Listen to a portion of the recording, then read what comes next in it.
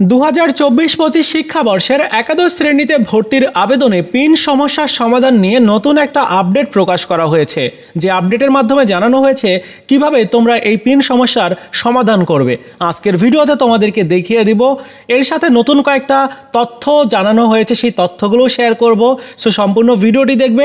আর একটা রিকোয়েস্ট থাকবে, তোমাদের একাদশ ভর্তি নিয়ে সকল ধরনের আপডেট পেতে এই চ্যানেলটিকে সাবস্ক্রাইব করে রাখবে। চলো শুরু করা যাক। শুরুতে উপরের দিকে তোমরা দেখতে পাচ্ছ একটা মেসেজ দেখানো হচ্ছে স্মার্ট ভর্তি সিস্টেমের ওয়েবসাইটে আসলে। মেসেজটিতে কি বলা হচ্ছে একটু যদি খেয়াল করো, যে তথ্যটি এখানে উপরের দিকে রয়েছে সেই তথ্যটি নিচের দিকেই উল্লেখ করা হয়েছে।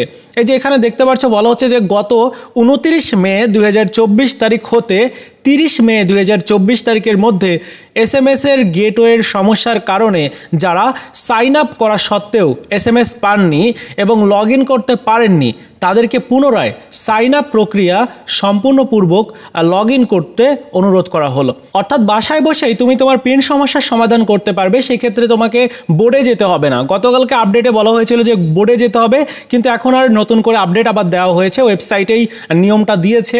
সো তোমাকে এখন সাইন আপ করতে হবে। তো নতুন করে অ্যাকাউন্ট তৈরি করার জন্য সাইন আপ অপশনে ক্লিক করবে। এরপরে তোমার অ্যাকাউন্ট তৈরির ক্ষেত্রে SSC পরীক্ষার রোল নাম্বার, SSC পরীক্ষার বোর্ড, পাশের বছর, তারপর এখান থেকে রেজিস্ট্রেশন নাম্বারটা দিবে।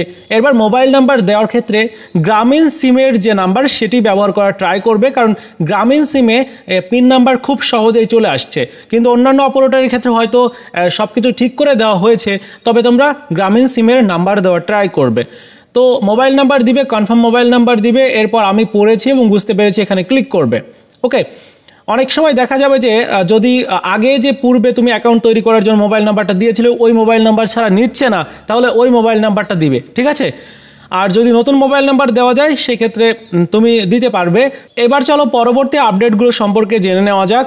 পরবর্তী আপডেটে বলা হচ্ছে যে আবেদন পোর্টালে 2 জুন 2024 তারিখ রাত 11:45 পর্যন্ত 9,47,615 আবেদনকারী তোমার আবেদন দাখিল করেছে এবং 9,34,000 আবেদনকারী পেমেন্ট সম্পন্ন করেছে।